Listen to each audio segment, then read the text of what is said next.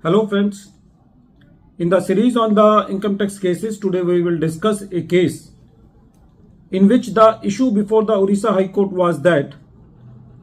if the revenue is not able to give the benefit of the TDS deducted by the deductor because of the reason that the deductor has not deposited that TDS, so whether it is a matter of general governance,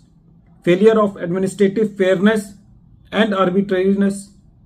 or in other words, whether the revenue has the power to directly recover this tax from the deductee if the deductor fails to deposit that tax after deducting from the income of the assessee. This issue has been very well taken up by Honorable Orissa High Court in the case of Malekar versus Union of India and others.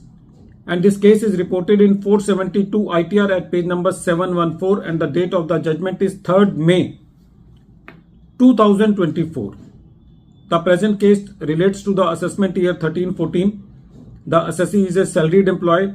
His TDS was deducted but was not deposited by the employer, due to which the revenue recovered this tax from the assessee, including interest under section 234B and section 234C. The assessee challenged this recovery, and when this matter came to the Orissa High Court, the court said that there is a specific provision in the Income Tax Act, that is section 205, which talks about bar against direct demand from the assessee, meaning thereby that if the TDS has been deducted by the deductor, then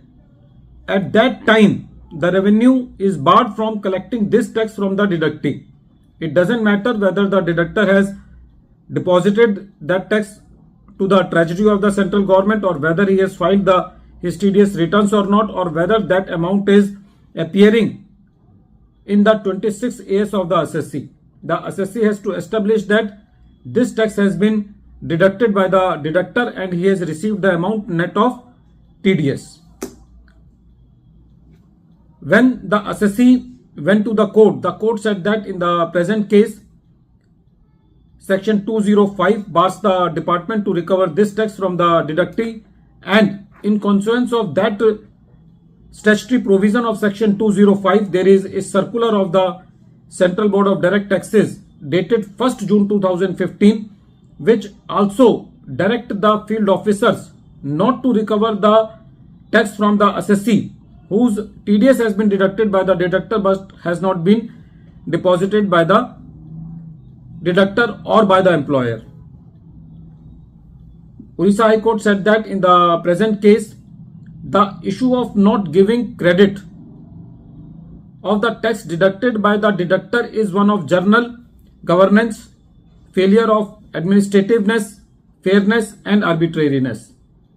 The Orissa High Court said that in the present case, the revenue should not collect that amount of tax which has been deducted from the assessee directly, and if they have recovered this tax from the assessee, then that amount should be refunded to the assessee with interest. The Orissa High Court reminded in the present case of a judgment of the Supreme Court, which says that if there is a power given in the Act to do something in a particular manner or in a particular way, then that thing should be done only in that way or not at all. The court said that if some method of doing a job is specifically provided, then other methods are forbidden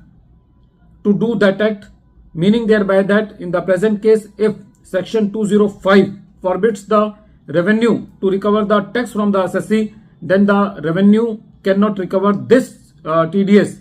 or tax from the assessee if the deductor has not deposited that tax. So in the present case, the Orissa High Court said that the assessee cannot be burdened with the liability again because his tax has been